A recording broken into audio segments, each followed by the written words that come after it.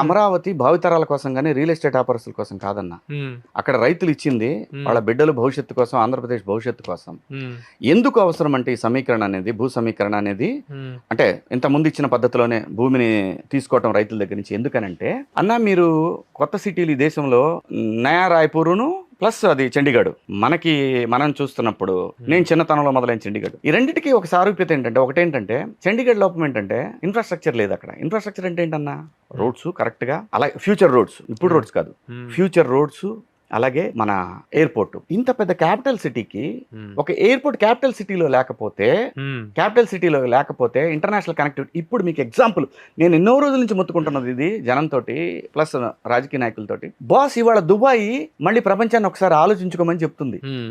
ఒక చిన్న యుద్ధం వస్తే దుబాయ్ అల్లాడిపోతుంది. దుబాయ్కి ఆల్టర్నేట్ అయ్యే పరిస్థితి ఈ దేశంలో ఉన్న ఒకే ఒక సిటీ అమరావతి. అటు సౌత్ ఈస్ట్ ఏషియాకి కానివ్వండి, ఇటు వెస్టర్న్ కంట్రీస్కి వెళ్ళడానికి కానివ్వండి, మిడిల్ ఈస్ట్కి వెళ్ళడానికి కానివ్వండి, అమరావతి పెద్ద హబ్ అయ్యే అవకాశం ఉంది విత్ ఏవియేషన్.